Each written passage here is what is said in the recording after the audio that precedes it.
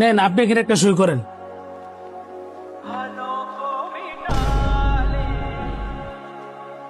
যা করতেছস বুঝে শুনে করতেছস। কেন বুঝাবুঝির কি আছে? হে আমার ডিভোর্স লেটার পাঠাই দিছে, আমি অনেক সিগনেচার করবো, শেষ। তোর না একটা মেয়ে আছে? হ্যাঁ, আমার মেয়ে আমার কাছে লয়ে পড়বো। তোর মেয়ে তোর কাছে লয়ে মানলাম, কিন্তু মেয়েটার মা দরকার না? আমি মা, আমি বাপ। দেখ বন্ধু, তুই তোর বাচ্চার যতই আদর যত্ন করস না কেন লেগা, তোর বাচ্চার মায়েরও বাপ কোনোদিন পূরণ করতে পারতি না। তেমনি তোর বউ তোর বাচ্চার যতই আদর যত্ন করুক না কেন লেগা, তার বাবারও বাপ কোনোদিন পূরণ করতে পারতো না। একটা বাচ্চার যেমন তার মা প্রয়োজন, তেমন তার বাবারও প্রয়োজন। উনি কিন্তু কথাগুলো ঠিকই বলছে। আপনার কিন্তু একটা মেয়ে আছে, যা করবেন ভেবে চিন্তে করেন। না কাজী সাহেব, দরকার হইলে বিয়া করে বাচ্চা লাগে নতুন মা লই আমু, এরপরে হেরে আনতাম না। বন্ধু, তোর কি মনে হয় নিজের মা একটা সন্তান রে যতটুকু আদর যত্নে বড় করবো, সৎ মাকে তা করবো? প্রথম হয়তো বা করবো, পরে কিন্তু আর করতো না। দিন শেষে তোর বাচ্চারা অবহেলায় বড় হইব।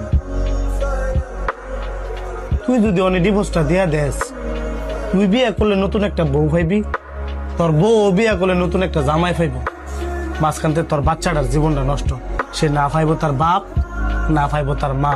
আর বাবা জ্ঞান দিতেছে। রাগ করিস না, তোরা আমার জীবনের একটা ঘটনা কই, যেটা আমি কিনা আজ পর্যন্ত কারো সাথে শেয়ার করি নাই। তোর আবার কি ঘটনা? তোরা জানস, আমি কিন্তু আমার বাপ মা থাকতো এতিম। এতিম মানে? হ, কারণ তোর মতন আমার বাপ মারও ডিভোর্স হয়ে গেছে। আমার বাপে বিয়ে করে নতুন একটা বউ পাইছে, আমার মাই বিয়ে করে নতুন একটা জামাই পাইছে। আমি বড় হয়েছি আমার নানির ভাই। আমি যদি এগুলো কইতে পারতাম যে আমি কতটা কষ্টে বড় হয়েছি।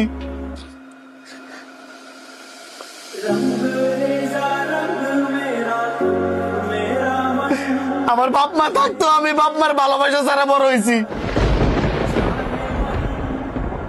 একটা বাচ্চার বাপ মা ছাড়া যে বড় কতটুকু কষ্টের, এটা একমাত্র আমি জানি।